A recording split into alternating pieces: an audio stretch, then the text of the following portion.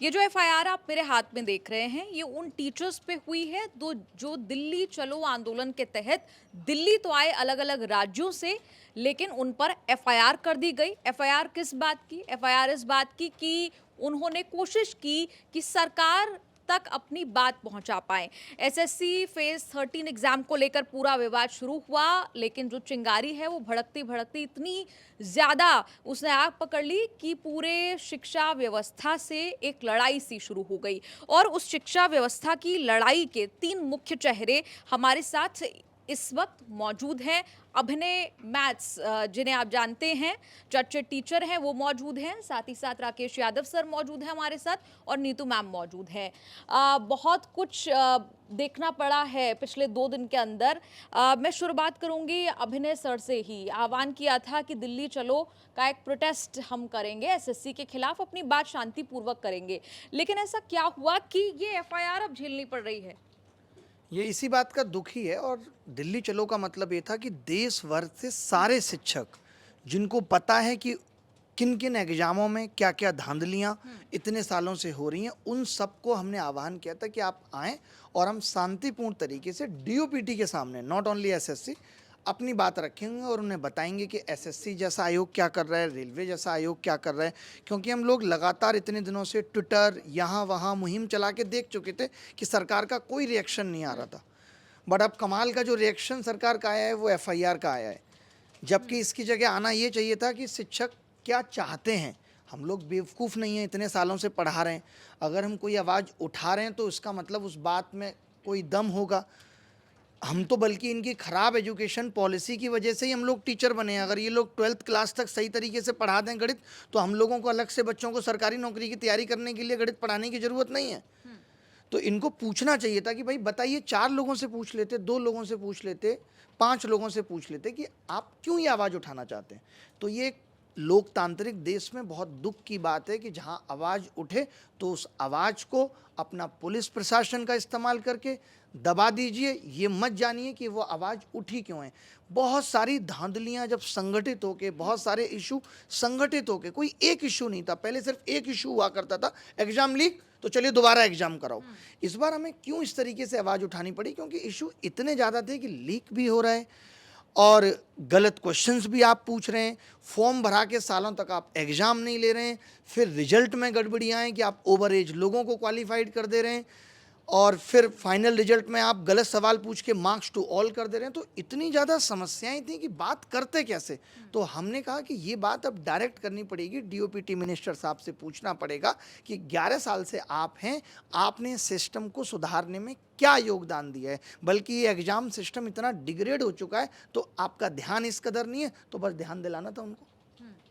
बस ध्यान दिलाना था ये कह रहे हैं, लेकिन उस ध्यान दिलाने के चक्कर में आप दोनों इस वक्त एफआईआर झेल रहे हैं। क्या हुआ उस वक्त ऐसा? कोई कारण आपको समझ में आता है? जो धारा आप पर लगी है वो आपको वाजिब लगती है? देखिए, बात क्या है कि एफआईआर होना ही बहुत बड़ी बात होती है, क्योंकि हम लोग शिक्षक हैं। हम लोग ये सब एफआईआर वगैरह झेल नहीं सकते हैं, क्योंकि हम लोग को कभी पता ही नहीं होता है कि क्रिमिनल केसेस क्या होते हैं। और एफआईआर में नाम आना ही हम लोग को बहुत ही ज़्यादा पेनफुल महसूस हो रहा है। उस समय सिर्फ हमें वहाँ जो एसएचओ मौजूद थे, उन्होंने कहा कि आप 4 लोग अपना नाम दीजिए, आपकी मीटिंग कराएंगे डीओपीटी मिनिस्टर से। और जब हमने डीओपीटी मिनिस्टर का नाम सुना तो हम लोग वहाँ पे खड़े हो गए कि ठीक है, डीओपीटी मिनिस्टर से मिल के जाएंगे। लेकिन उन्होंने 10 मिनट के अंदर पूरी पुलिस फोर्स बुला ली, और पुलिस फोर्स आते साथ ही हमारे साथ जो शिक्षक खड़े थे उनके कान में इतनी बुरी तरह से उन्होंने चाटा मारा। अचानक उन्होंने ढकेल दिया, स्टैम्पेड का सिचुएशन हो गया। मैं लड़खड़ाते हुए किनारे दीवार की तरफ गई, वहाँ एक मंदिर था और उसका गेट खुला हुआ था, तो मैं अंदर चली गई। तब तक मैंने देखा कि बिल्कुल भगदड़ मच गई और सब टीचर्स को पीट पीट के बस में धक्के मार के चढ़ाए जा रहे थे। उसके बाद एसएचओ ने कहा कि मैडम, आपको कैसे छोड़ देंगे, आप तो यहाँ पे सबसे मेन टारगेट पे आप हो। फिर मैं चुपचाप से निकल आई। यस, उन्होंने मुझे कहा। और सबसे मेन है कि उसमें 2 मिनट पहले वो हमसे नाम मांग रहे थे डीओपीटी मिनिस्टर से मिलाने के लिए। मेरा कहना है कि आप सीधा कह दीजिए कि भाई हम आप सबको अरेस्ट करेंगे। हम लोग चुपचाप से बस में चढ़ के बैठ जाते हैं। इस तरह से मारपीट करना, वो भी शिक्षक को, और एकदम थप्पड़ से, लाठी से मारना। फिर उन्होंने खींच के बस पे चढ़ाया। 4 घंटे हमें दिल्ली में घुमाया। फिर 2-3 टीचर्स ने ये कहा कि भाई हमारा ब्लैडर फट जाएगा, हमें कहीं वॉशरूम तो जाने दो। कुछ बच्चे रास्ते में मिल गए, बाय चांस उन लोगों को पता चल गया कि इस रास्ते से जा रहे हैं वो लोग। उन लोगों ने हमें केला वगैरह दिया खाने को, मेरा ब्लड शुगर एकदम नीचे चला गया था। कल ऐसे-ऐसे मेरे कई घाव पूरे बदन में निकल गए हैं, क्योंकि पूरा उमस और गर्मी में हम लोग को 4 घंटे घुमाया है बस में, और 4 घंटे विदाउट फ़ैन एक दरी में बिठा के वहाँ पे रखा है। 8:30 बजे उन्होंने निकलने दिया, तो तब भी हम लोग रिलीव्ड थे कि चलो हम लोग को छोड़ दिया गया। अब आगे जाके कम से कम बच्चे बाहर बहुत सारे खड़े थे, वो लोग बड़े खुश हुए अपने शिक्षक को बाहर देखकर, लेकिन आज पता चला है कि एफआईआर हो गया है। राकेश सर, सवाल अब ये भी, जब एफआईआर हो जाती है, मुकदमा हो जाता है, सवाल ये भी हो जाता है कि क्या अब टीचर्स डर जाएंगे, पीछे हट जाएंगे अपने आंदोलन से, या आंदोलन एक बड़ा रूप लेगा? नहीं, एफआईआर से नहीं डर रहे हैं, और एफआईआर का हम सबको पहले से भी पता था कि एफआईआर तो होनी होनी है, क्योंकि सरकार ये पहला कदम उठाती है। लेकिन ना तो पुलिस की मार से डरते हैं, अगर लिमिट में मारा जाए तो, जो कल मारा गया तो उससे नहीं डर है, वो सब झेला जाएगा। एफआईआर का भी कोई दिक्कत नहीं है। नीतू मैम खुद भी वकील हैं, तो सारे बच्चों पे भी जो एफआईआर हो रही हैं उसको भी मैम टैकल कर रही है, इनकी टीम टैकल कर रही है। टीचर्स पे जो एफआईआर हो रही हैं उनको भी टैकल किया जा रहा है, तो वो बड़ा इशू नहीं है हमारे लिए। मैम उतना सब पहले भी झेलती आई हैं, पीछे भी जितने भी इस तरह के प्रोटेस्ट हुए उनमें मेन इशू ये है कि आउटकम नहीं आ रहा, और आउटकम जो आना है वो तब आना जब हमारी डीओपीटी मंत्री से बात होगी या डीओपीटी के अधिकारियों से बात होगी। अभी हमारी एक्चुअल में जो मांग है, जिन आदमियों से हमें अपना हक लेना है, हम डायरेक्टली उन आदमियों तक ही नहीं पहुंच पा रहे, अपनी बात डायरेक्ट तक नहीं पहुंचा पा रहे हैं, तो फिर कैसे होगा। अभी मेरे बहुत सारे ऐसे स्टूडेंट हैं जो डीओपीटी मंत्रालय में काम करते हैं, तो मेरी उनसे बात हो रही थी, तो उन्होंने कहा कि सर यहाँ तो जो आईएएस लोग भी उनको अभी लोग में उनको कुछ पता ही नहीं है इस मैटर के बारे में।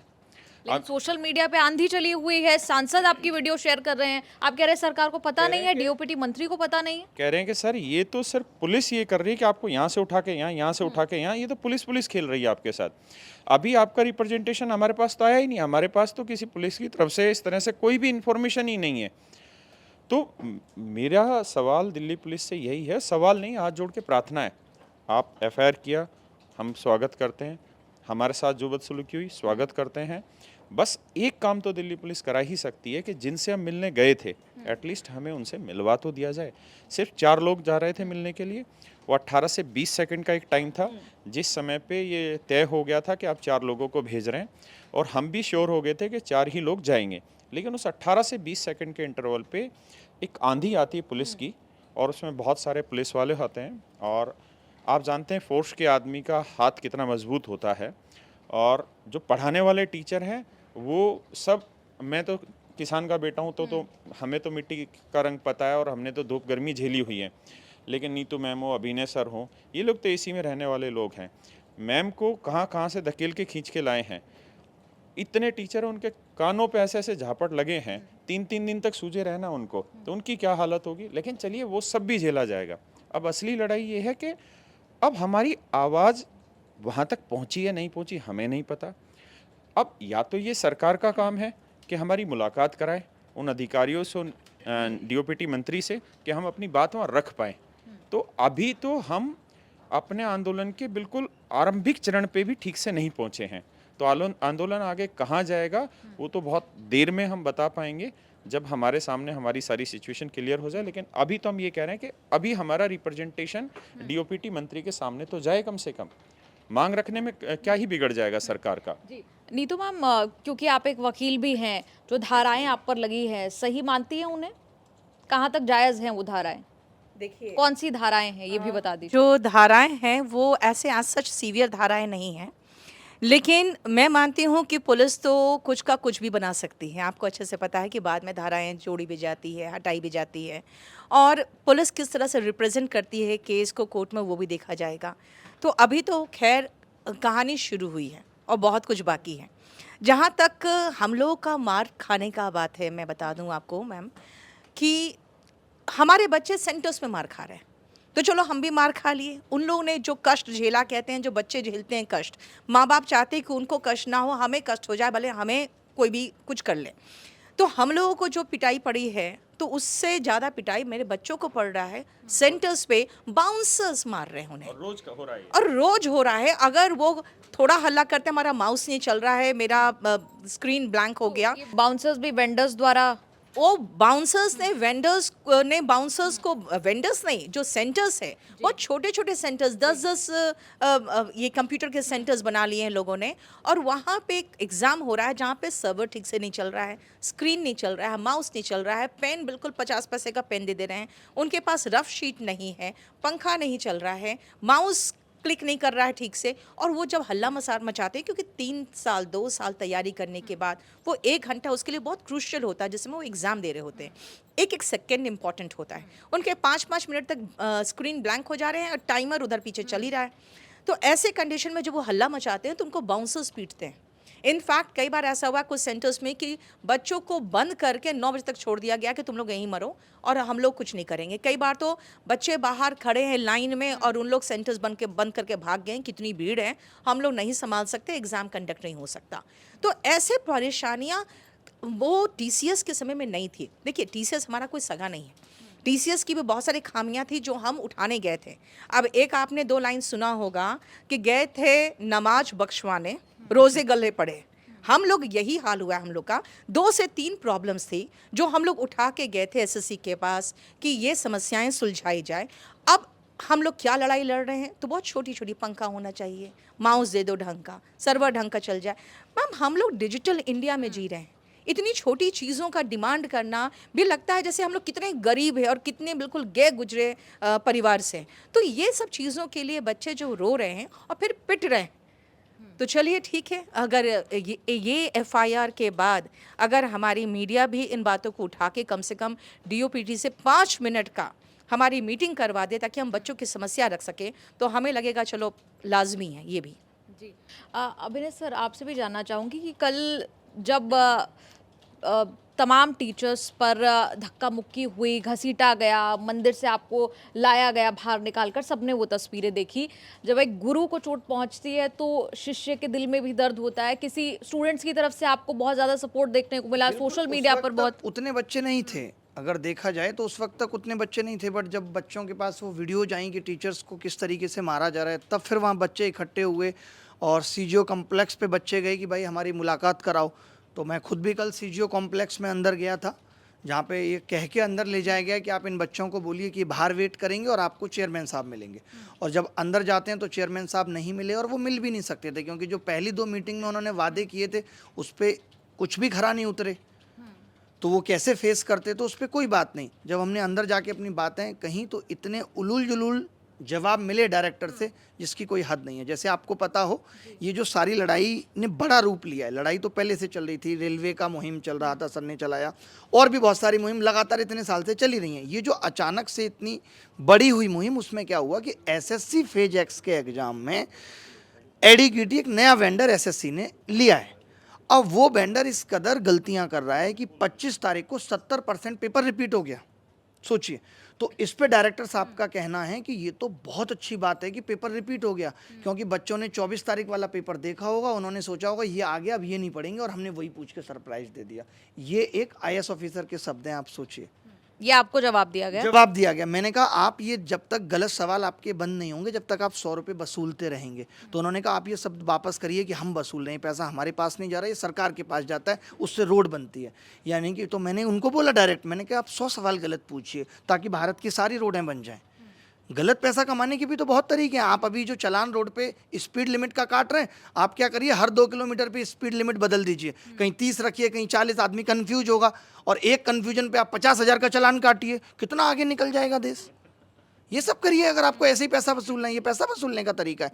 और डीओपीटी मिनिस्टर साहब से हम लोग 2017 से परिचित हैं। जब ये पूरा 2017 का एग्ज़ाम लीक हुआ था तब भी उनसे कहा गया था और बहुत मिन्नतें की गई थी, वो नहीं आसानी से सुनते हैं।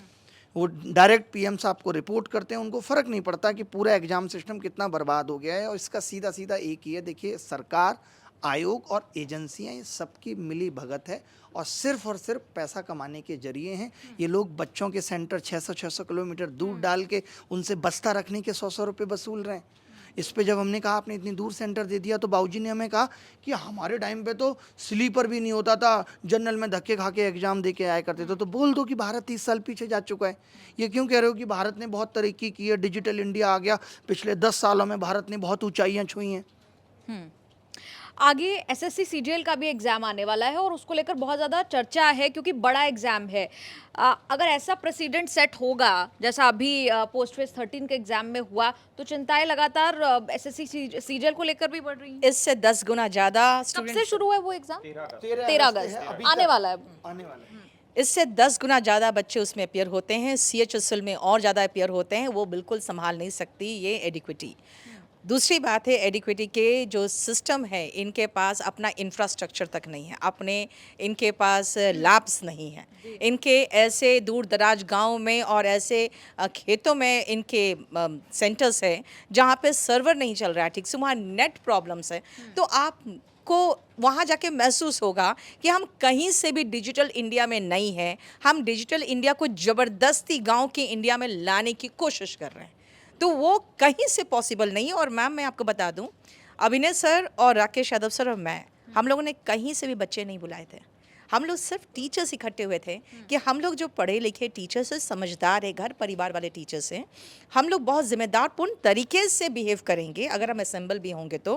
क्योंकि बच्चे कहाँ से कैसे आएंगे, क्योंकि सारे ऑफलाइन तो होंगे नहीं, ऑनलाइन वाले कैसे बच्चे आएंगे, हम लोग उनको कंट्रोल नहीं कर पाएंगे। हम सरकार के लिए मुसीबत क्रिएट नहीं करना चाहते, क्योंकि सरकार के साथ मिलके काम करना है। हमारे जो बच्चे हैं वो सरकारी नौकरी में जाने वाले हैं।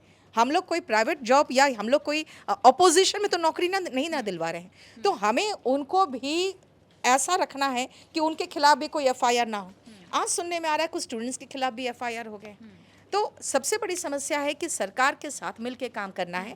हाथ जोड़ के सरकार से निवेदन है कि प्लीज़ एक बार DOPT मिनिस्टर हमसे मिल ले और मिल के 5 मिनट में सिर्फ समझ ले कि क्या समस्याएं हैं। क्योंकि हम लोग भी जब काम करते हैं ना, तो कई बार ऐसा होता है हमारे नीचे जो काम करने वाले कर्मचारी होते हैं वो असली प्रॉब्लम, असली मुद्दे हम तक पहुँचने नहीं देते हैं। वो तब पहुँचता है जब स्टूडेंट सीधा आके बताते हैं कि मैम ये प्रॉब्लम्स है क्लासेस में। तो मैं चाहती हूँ कि कम से कम ऐसे ही आप भी एक बार हमें मौका दीजिए। हम बताना चाहते हैं कि क्या क्या समस्याएं हैं जिसको बहुत आराम से निपटाया जा सकता है और बच्चे बहुत खुश होंगे और फेयर एग्जाम होगा और मेहनती बच्चे चुने जाएंगे।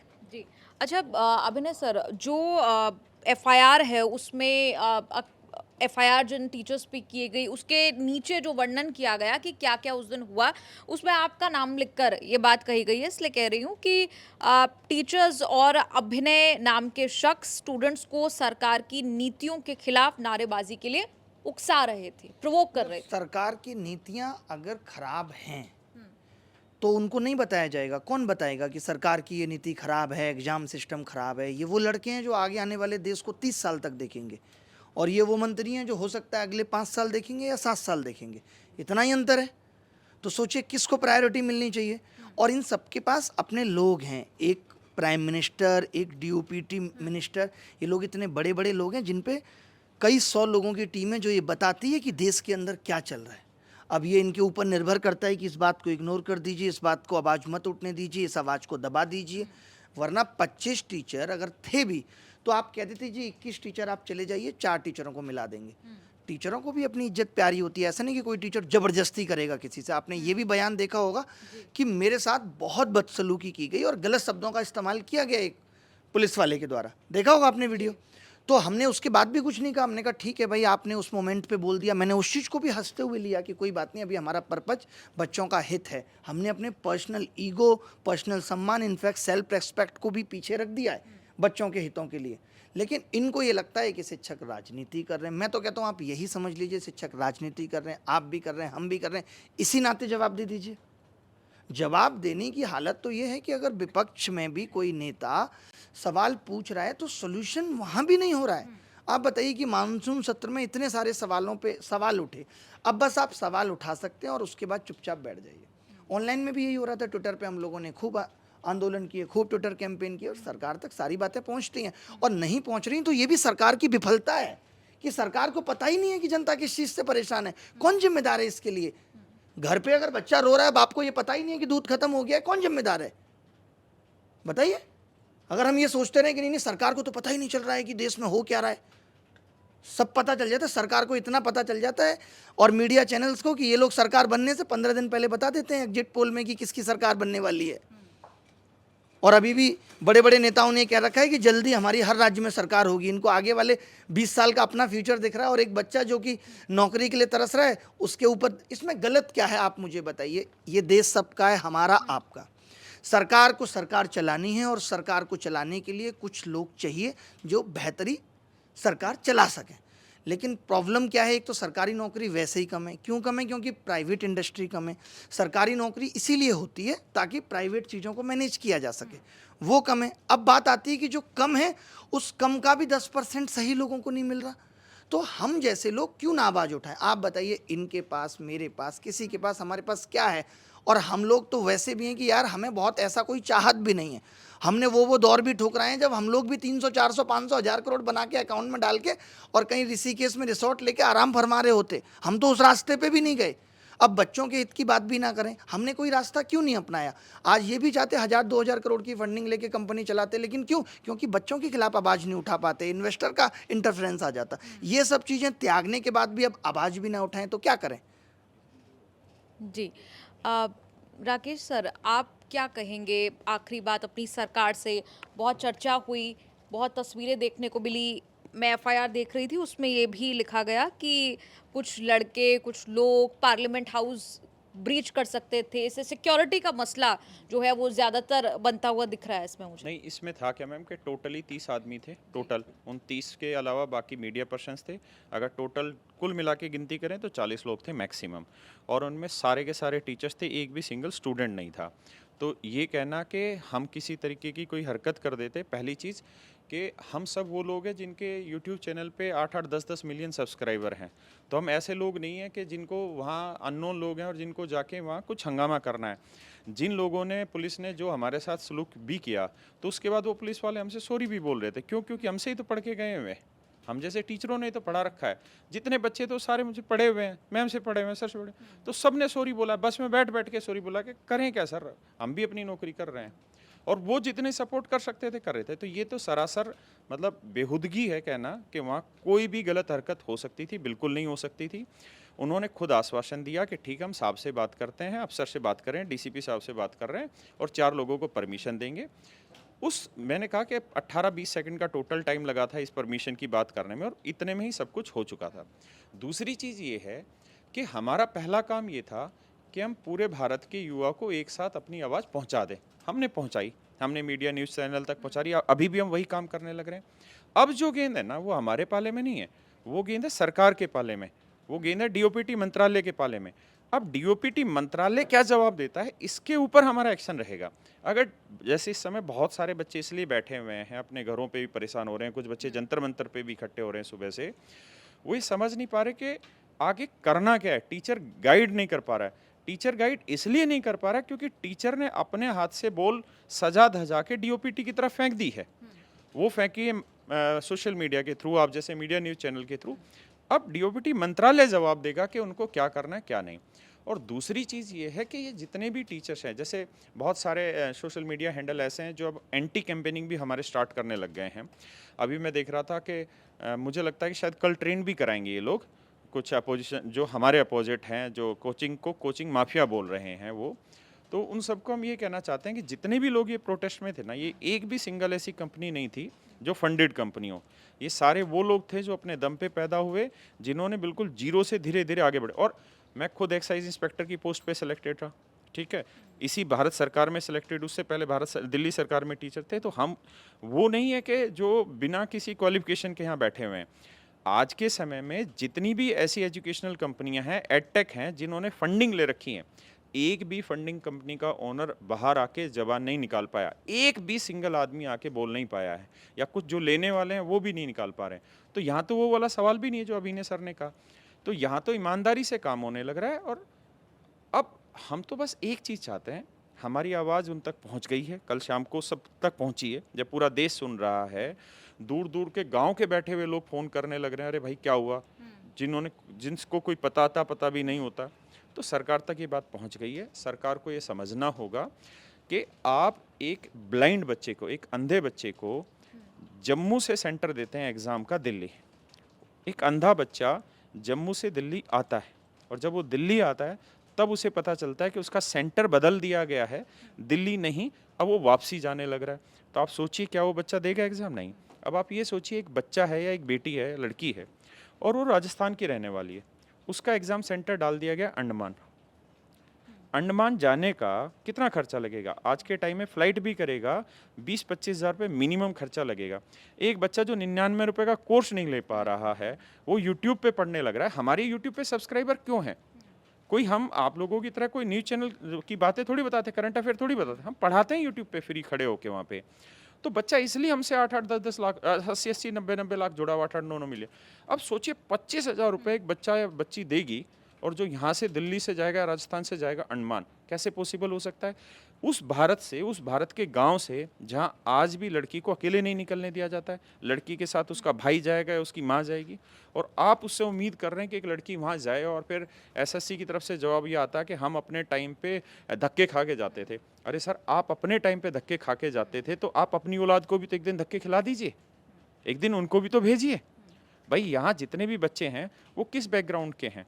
कोई प्राइवेट स्कूलों के पढ़े हुए थोड़ी बच्चे हैं, सारे सरकारी स्कूलों के पढ़े हुए बच्चे हैं। तो अब इस चीज़ में तो मुझे लगता है कि कहीं से कहीं तक भी औचित्य नहीं है कि इसका कोई जवाब दिया जाए। अब जो हमारे अगेंस्ट कैंपेनिंग स्टार्ट होने लग रही कोचिंग माफिया, तो शायद उन लोगों को समझ नहीं आ रही कि अगर आप आज सही गलत की पकड़ नहीं कर पा रहे हैं तो फिर कब इस देश में सुधार होगा? और हम ही तो लोग हैं जो हमेशा बीजेपी बीजेपी बीजेपी करते आए हैं। हम ही लोगों को तो 2014 में उम्मीद थी कि 2013 में हमने आंदोलन किया इसी एसएससी के खिलाफ, जहाँ पेपर लीक होने की घटनाएं होने लग रही थी। तो हमें ये था कि अब मोदी जी आए हैं, मोदी जी हमेशा ये कहते थे मैं चाय बेच के आया, तो हमें पता था यार एक गरीब आदमी है, राहुल गांधी विदेश से आया, उसको क्या पता। लेकिन मोदी जी तो इसी देश के रहने वाले हैं, वो तो इसी गरीबी से उठ के आए हैं। तो हमें लगता था कि शायद मोदी जी तुरंत पहचानते होंगे कि इस गरीब को दिक्कत है और गरीबी को दूर करना और इन बच्चों को समस्या है। आप ये देखिए, रेलवे के ऊपर मैंने आपके साथ डिस्कशन किया। अब 28 जुलाई को कोर्ट ने क्या आदेश दे दिया कि अब रेलवे ग्रुप डी की जो वैकेंसी थी उसके ऊपर कोर्ट ने लगा दिया स्टे। कैट के पास वापसी भेज दिया मुद्दा। किसकी कमी से चला गया? रेलवे मंत्री के, ना रेलवे डिपार्टमेंट की वजह से चला गया। अब आप मुझे बताइए ये बच्चे कहाँ जाए? थोड़े बहुत बच्चों ने फॉर्म नहीं भर के ना, 1.25 करोड़ बच्चे फॉर्म भरे बैठे हैं। अब वो बच्चे किसी ना किसी दिन तो गुस्सा फूटेगा, कहाँ जाएंगे वो बच्चे? उस दिन कौन कोचिंग माफिया आएगा? किसकी गलती थी ये? आपने पहले आईटीआई अलाउ किया, बाद में आपने आईटीआई को छोड़ के 10th भी अलाउ कर दिया। अब वो हाई कोर्ट में केस चला गया, हाई कोर्ट ने स्टे लगा दिया। अब उसकी डिमांड कौन उठाएगा? आपको क्या लगता है कि आपने किसी बच्चे को इस तरह से बुलाया? शायद वो प्रोसेस भी नहीं हो सकता बच्चों को बुलाने। आप टीचर्स को ही तो बुला सकते हैं जो उनको रिप्रेजेंट करते हैं। अगर आप टीचर्स को बुला रहे तो हम कोचिंग माफिया कैसे हुए? हमें माफिया कहना कैसा हुआ? अगर हम माफिया होते तो शायद हमारी इतनी अप्रोच होती कि हम इतनी देर में पहुंच चुके होते और हम सरकार तक बात कर चुके होते बैकडोर के दरवाजे से। हमें तो सरकार में कोई रास्ता ही नहीं है बात करने का। नीतू मैम और अभिनय सर, आप दोनों से पूछना चाहूंगी, जब इस तरह के आरोप लगते हैं कि ये प्रोटेस्ट स्पॉन्सर्ड है, कोई नेता बनना चाहता है, पब्लिसिटी चाहता है, तो आप दोनों क्या कहेंगे कि कर ये खत्म करने का तरीका है, हम लोग एक 10 बाई 10 के स्टूडियो से पढ़ाते हैं और ये वीडियो जारी करते हैं। कोचिंग माफिया तो बड़े बड़े यूनिवर्सिटी खोल के बैठे हैं और उनकी यूनिवर्सिटी में सेंटर पढ़ते हैं और अलग अलग तरीके से हर रास्ते से पैसे कमाए जाते हैं। उन्हें कहा जाता है कोचिंग माफिया। भी आपने एक नेता साहब का बयान सुना होगा जिन्होंने कहा था मेरे 80 स्कूल हैं, वो कोचिंग माफिया हैं।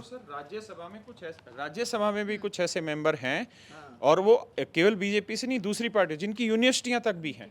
आपने ये भी सुना होगा व्यापम घोटाले में जो एक इस सेंटर से सबसे ज़्यादा पटवारी निकले थे वो किसी नेताजी की ही थी। तो कोचिंग माफिया उन्हें कहते हैं। हम किस एंगल से माफिया? 10 बाई 10 के कमरे से वीडियो जारी करने से माफिया हो गए?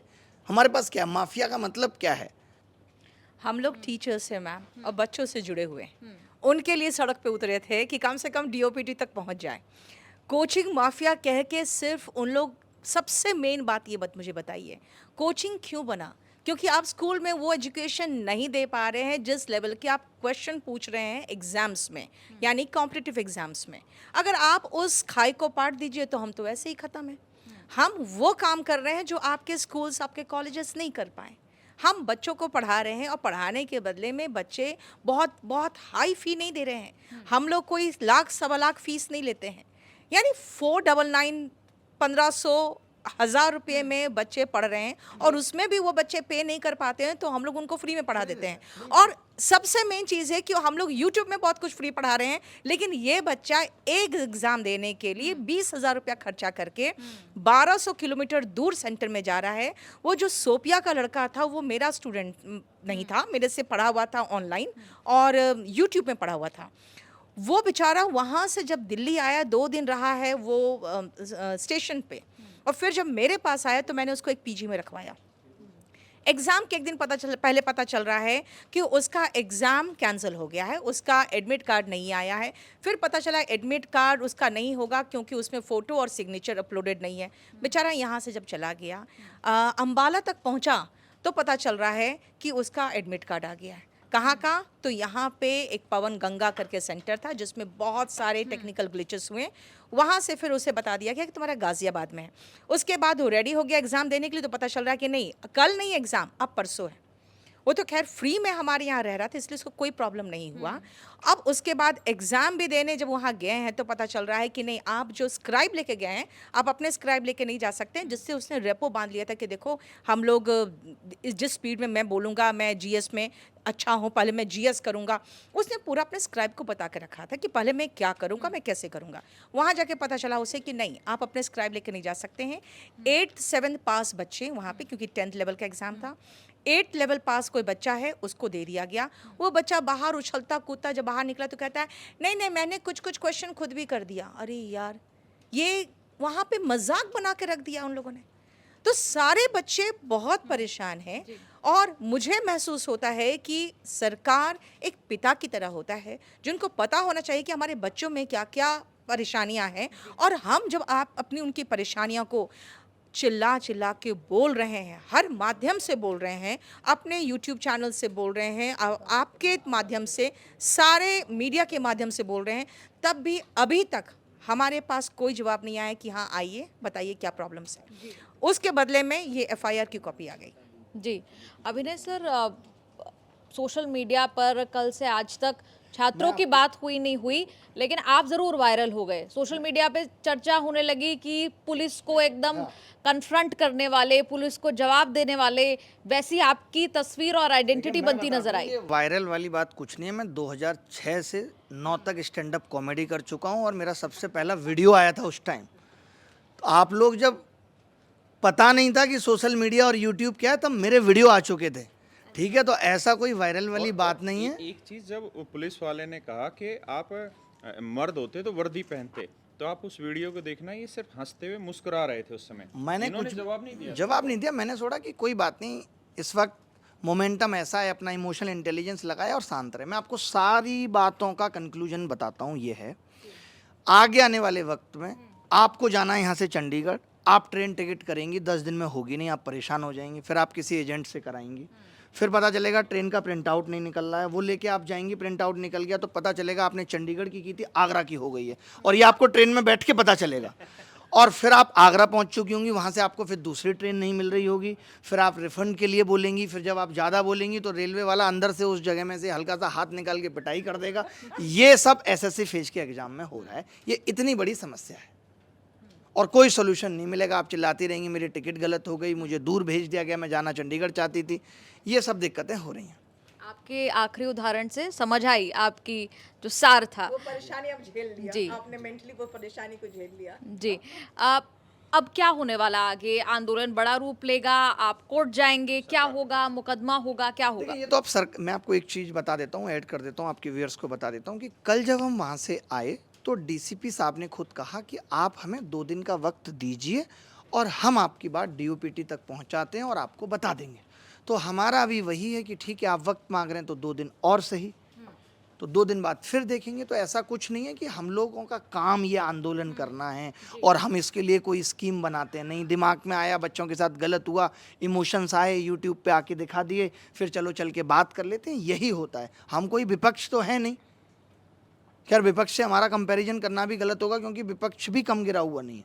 अगर विपक्ष ने अपनी भूमिका ठीक तरीके से निभाई होती, आज एफर्ट डाले होते कि हम भी एक स्ट्रांग विपक्ष बन सकें, तो शायद मोदी जी भी इसी चीज़ का फ़ायदा उठा रहे हैं कि विपक्ष मजबूत नहीं है, विपक्ष में ही आपस में फूट है, वो लोग सवाल उठा ही नहीं पाते हैं।